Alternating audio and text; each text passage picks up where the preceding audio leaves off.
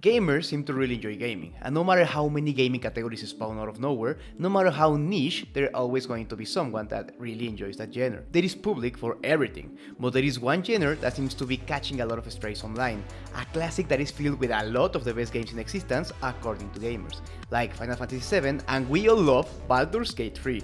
But there are some brain-dead folks that think these games are trash because of the fact that they are turn-based RPGs. This genre has a target on its back since Final Fantasy stopped doing it. Final Fantasy XIII wasn't as low as the previous turn-based ones that literally ate the world back then. And after that, they stopped going in that direction, leaving Dragon Quest and Persona to do the heavy lifting. And when I say heavy lifting, I mean being the mainstream names on the media polls, because there have always been amazing RPGs on the back. And I don't know if you know about this, but I love turn-based RPGs. I think it's one genre that truly understands the essence of freedom a game can have without having to fall into the open world trap. And also it understands amazingly that strategy can kill you with dopamine as hard as any action-based game. And I truly have a soft spot for this genre. I grew up playing Valkyria Profile, Final Fantasy, Fire Emblem, Golden Sun, Summon Knight, Pokemon, and I think it's really hard to hate a game like this, and at the same time, I think it's really hard to hit that sweet spot that makes one a timeless classic, like Dragon Quest XI or Final Fantasy from 6 to 10, Baldur's Gate and shit. And well, RPGs try to create new categories inside its genre, creating ARPGs like Diablo and Kingdom Hearts. I don't know why both are known as action RPGs, instead of having its own category, like these are always called ARPGs and these one are called action RPGs, but ARPGs mean action RPGs, so I don't know, whatever. The point is the RPGs evolve into different categories, and with time started to leave turn-based combat behind, making this stupid idea that turn-based games are outdated. And if you haven't realized at this point, I think this is just dumb. This is an invention from dumb people that have their brains frightened off by TikTok and they don't have the mental power to stay doing something more than 30 seconds. And the people that cry about these games being boring are the same that rejoice at games filled with escort missions. That's just hypocrisy at its finest. These games feel so freaking smooth. Even the menus make this game part of what they are, equipping everything you need to fit a certain strategy you have in mind, and then seeing your plan to kill a boss, for example, being executed perfectly is just something that will make you calm. You need underwear change when you play this shit. And that's why I seriously don't get the hate towards these games.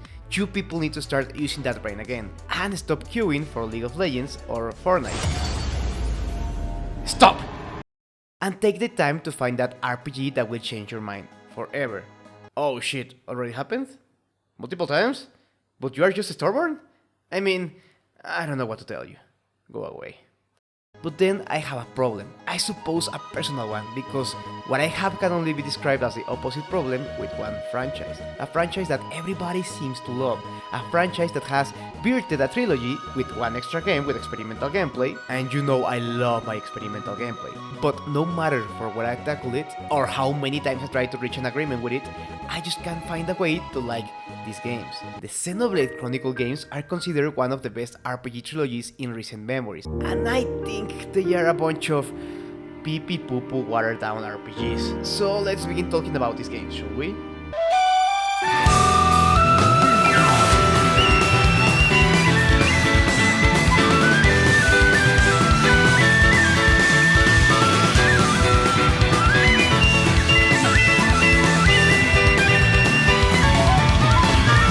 Everything started with a man called Tetsuya Takahashi, a designer that worked on Square. He helped in magnificent games such as Final Fantasy V, 6 and Chrono Trigger. Yes, this man was the shit.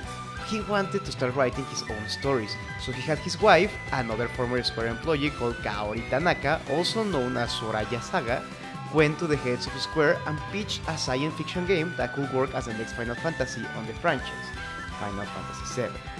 And Square really liked the pitch, but they thought the game couldn't work as a Final Fantasy game, so they greenlit the project as a sequel to Chrono Trigger. And as the project was getting developed, Square decided to let the project be a stand-alone entry, with no string attached to any other franchise, letting them be as creative as they wanted to be. This game turned out to be a cult classic called Xenogears.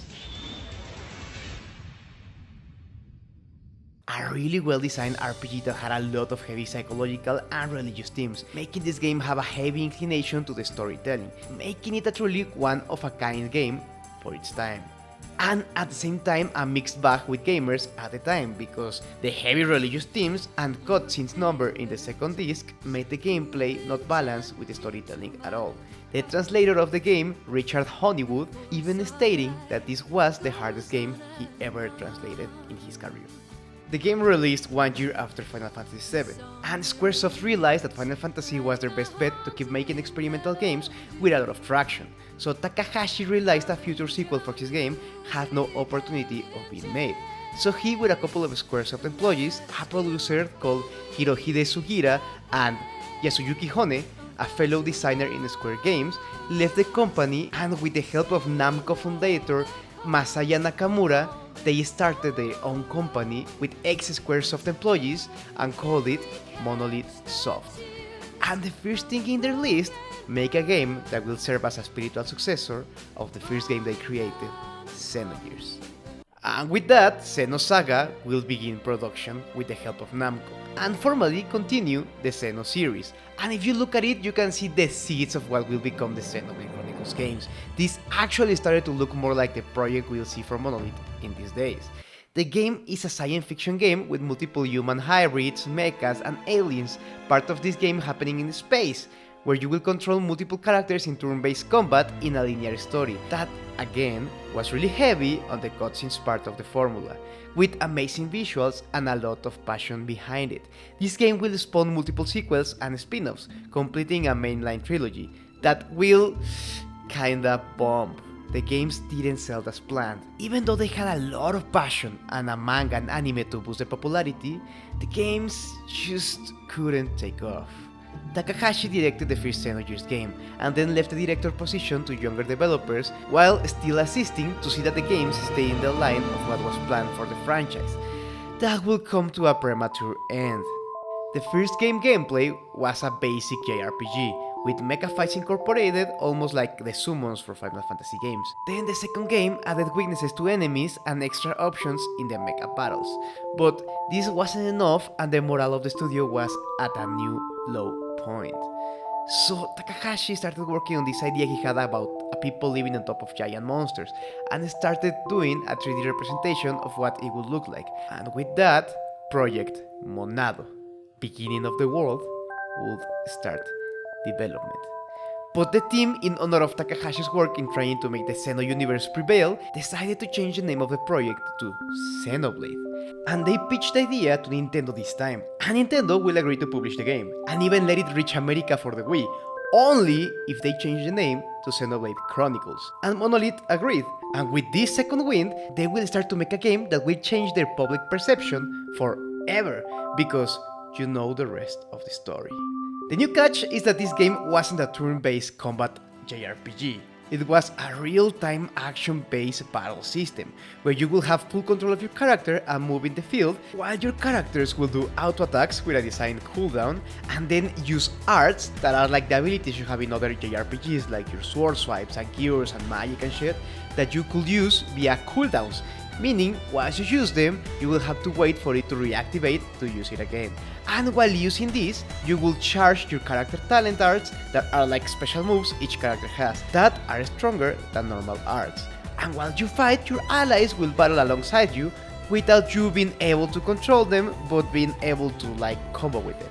And with this, they published Xenoblade Chronicles 1 in the Wii, selling 200,000 copies in Japan and even more in the West, reaching over 400,000 copies sold in total. But Takahashi wasn't done yet, since a new project called Project X will start development, used as the development of Xenoblade Chronicles finished, and released as a new console exclusive for the Wii U, staying partners with Nintendo, and the game turned out to be Xenoblade Chronicles X, a new and bold approach with an open world, a new way to operate the mechas that Takahashi loves so much and has tried to implement since the first game. And the game was pretty well received all around.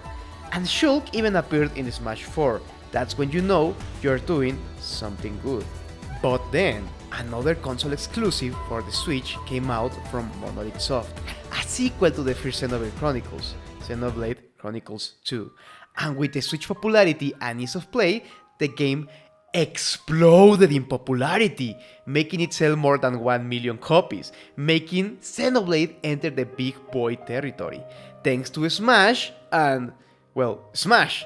And the Switch, Xenoblade was a mainstream name, finishing strong in 2019 when Monolith released the last Xenoblade Chronicles in the trilogy, a game called a must-play with great reviews, amazing story, and fantastic visuals, like any Xeno franchise game.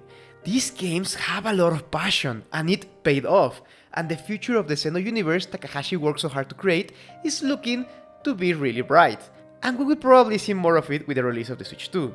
They even teased that Xenoblade Chronicles 2 could be in development. And this is a magnificent story. I love gamers that love gaming so much that they work as hard as possible to mold their ideas into fantastic games that the public will adore, and even find those old games that weren't well received in the past and suddenly making them have a cult following after they realize all the hard work each developer poured on them so many years ago. This is a true underdog story, from Final Fantasy Reject to Nintendo Darling.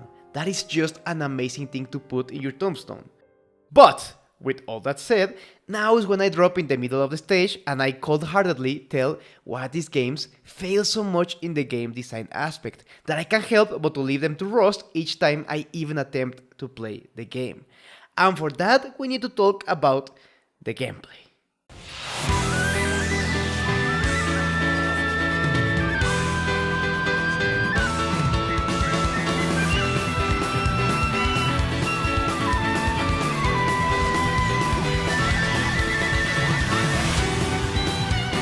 First of all, before the hate, I think I gotta glaze the way these games look. They look amazing, every single one of them. And I'm talking about from Xenogears to Xenoblade Chronicles 3. The worlds are so vibrant and full of life, vistas that are just jaw-dropping and really cool tech. You can see the love of Takahashi's for science fiction, and even they make it work in the Switch so freaking well. But with that said, these games should have stuck to turn-based combat. Like I said, I think the hate for this genre is really forced and have a lot of stupid arguments against it. And I think this game would have shined more if it stayed in its roots. Now, the gameplay is basically you just waiting until your abilities are up to use them without any strategy involved. You see, in an RPG, you normally take in account your next 3 turns in advance, so you start setting up a powerful ability to make use of your build to have the better result, making the abilities you use tools to make you reach your goal and keeping your party healthy. That's why I love characters that can set up your party, like Freya in Final Fantasy IX, with abilities that give you regen for both mana and health, or in Metaphor, setting my characters to have 100 crit % chance, or in Expedition 33, having Monoko put shields, regen and AP in everyone in the party. And the way you can build your party also feels awesome. The best example is Final Fantasy VII, how you can use materia to turn Tifa into a one-shotting machine, but really fragile, or you can turn her into a freaking tank that can lifesteal and protect others. This strategy is one of the biggest parts of the turn-based magnificent formula. And having you choose just one action in your turn that can vary in between an attack, an ability, healing or buffing a party member or protecting yourself creates this thread where you need to choose in the heat of the moment what is better. Every choice you make in a fight has weight and consequences behind it. Turn-based combat is the shit. This genre has the sauce. That's why it's been alive for so freaking long. And well, when we reach games like Final Fantasy XII and Xenoblade, we are put in a place where all these choices the game gives to the player in the normal turn-based combat is taken away for good. A simple combat consists of you moving around the enemy and letting the character attack automatically. You have no voice in that choice. You are just watching things happen. And while that happens, the thing in which you have control is the activation of your arts. And the way the game makes you feel like you have a control or presence in the game is by having sweet spots in which you can hit the enemy. So some arts might be strong if you hit the enemy at his side or hit them in the back, making you be aware of where you are standing. And that's where the real time from the real-time action game comes from. But if we talk about the player's choice, well, there is where it ends. And then I have another gripes. For example, in Xenoblade Chronicles 1, you can walk and the auto attacks will keep going, but in Xenoblade Chronicles 2, While you move, you can't be auto-attacking, just putting more freaking stops in the gameplay that makes it just doesn't feel good to play, man. And you might be asking, nah, that can't be it. What about the items or the abilities like Kuraga or Haste or some shit like that? Well, in this game, you can do any other abilities than the ones you have active in your 4 buttons. Meaning, if you want to heal, you better have an art that can spawn potions for you to heal or have active healing effects when the partner activates it or you land a hit, taking away all this threat that comes from the player's choice. You are not deciding if you wanna heal or go ham into the fight or buff your party. You are literally waiting for that button to light up again to do some shit, leading to some really awkward moments where you and the enemy just stay in place staring at each other because both of you are out of cooldowns. Even games like Kingdom Hearts that are more action-based understands this choice/threat situation that RPGs juggle so well. You need to make use of the magic meter you have wisely, because you can use fire to hit armor enemies, but if you fuck up and get beaten a little bit more than you have planned, you are gonna need to heal yourself, and if you are out of magic meter, you are in trouble. But there are other choices you can make to reach your goal. For example, you can practically handicap yourself and not being able to attack while choosing a potion, or you could go in the offensive and charge magic meter and heal yourself after. Even in a different genre, the RPG keeps getting the player's choices and control over their actions. After all, it's a role-playing game, not a stare at the TV simulator. But yeah, the gameplay has a lot more depth into it. You see, there are some moves that can make you feel more in control, because, okay. Your character attacks by its own.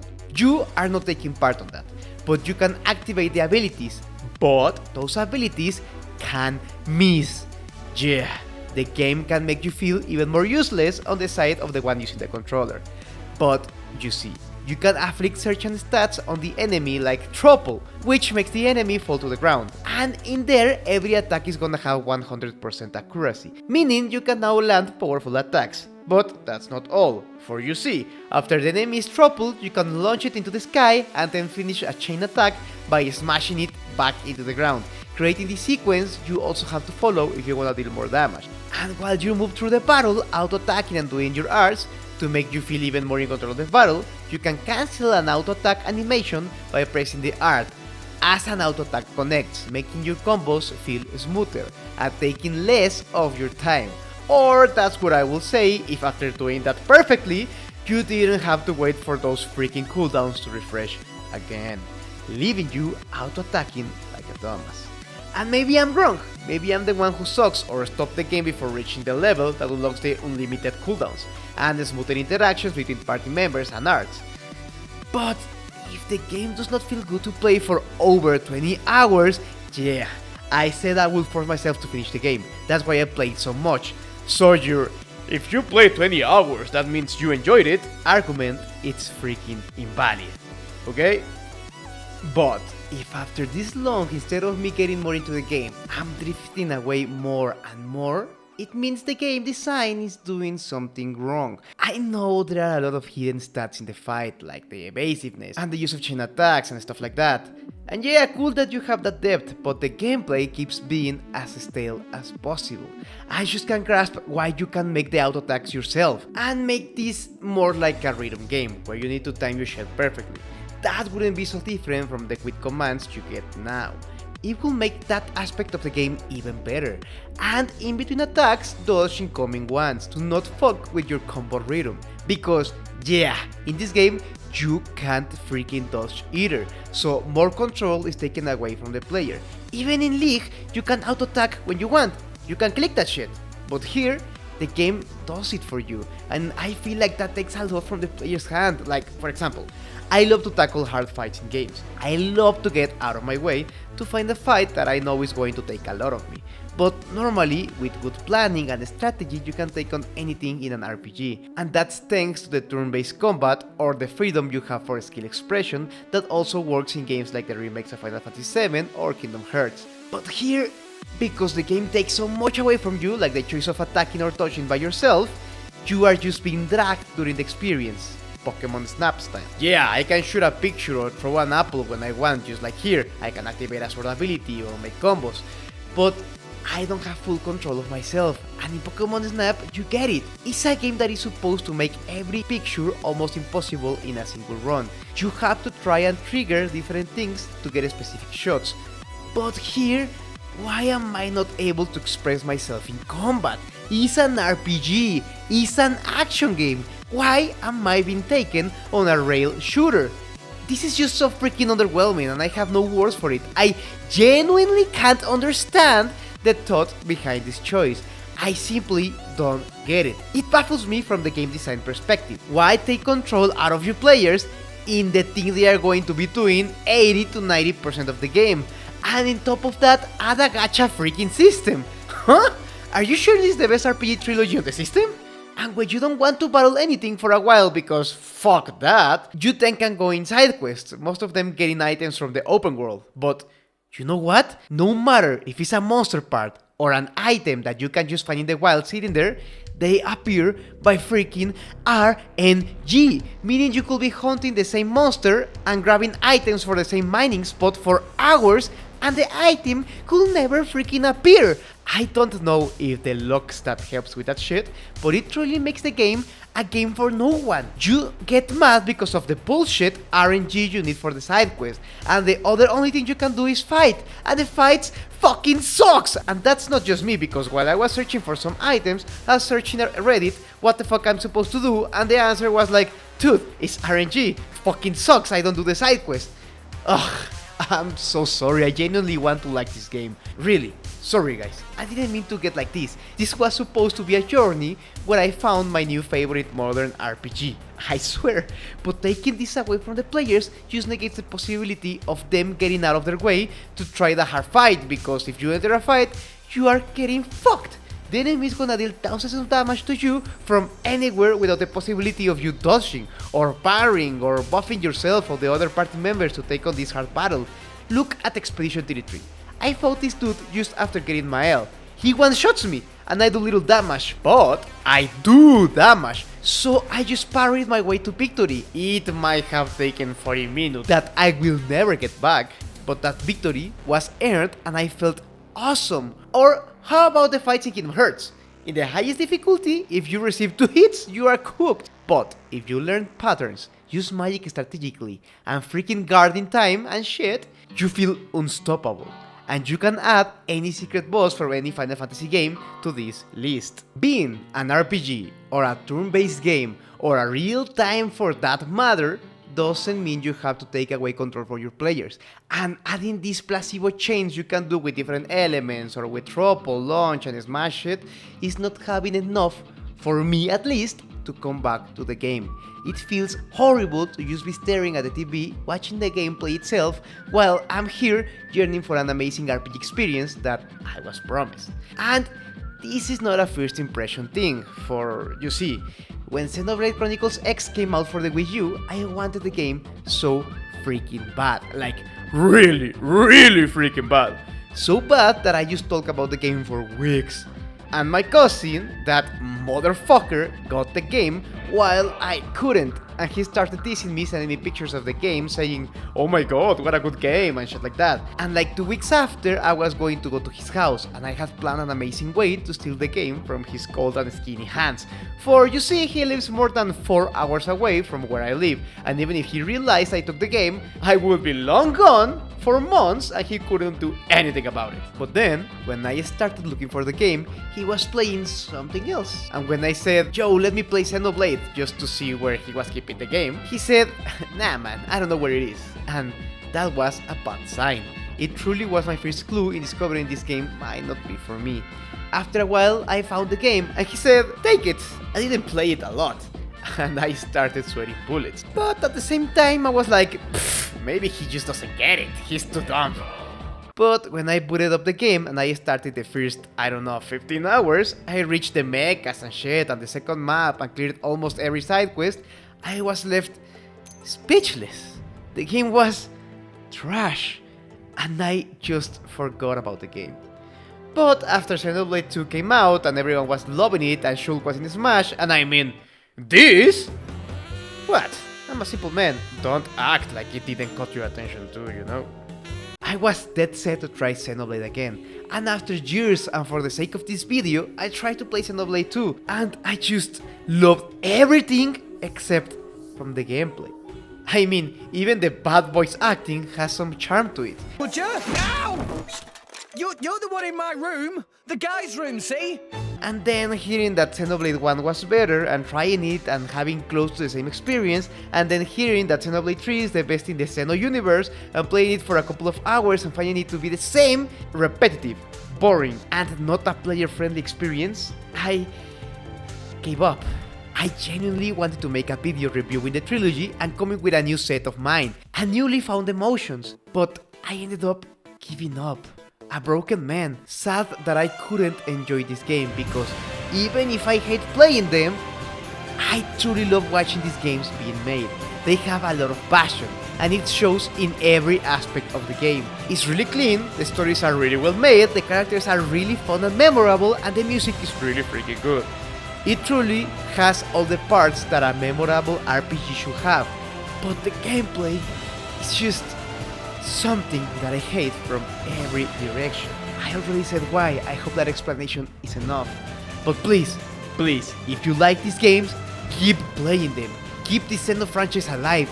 It has a lot of heart, and I would love to watch Monolith Soft continue to make more games, and each time getting better at doing them. Maybe down the line they can release a game with which I can connect and finally found part of the enjoyers of this franchise, because I love everything about these games, and I love how they came to be. Their story is amazing. I just don't enjoy playing them, and that's a freaking bummer. And I hate that I had to come to this conclusion and shit so much on this game that I truly want to like. That's why next time I talk about RPGs, I'm gonna talk about one that exceeded all expectations I had for it. And spoilers, but what the fuck, Rex Fox said 3 girls and have 3 kids? That's just, what the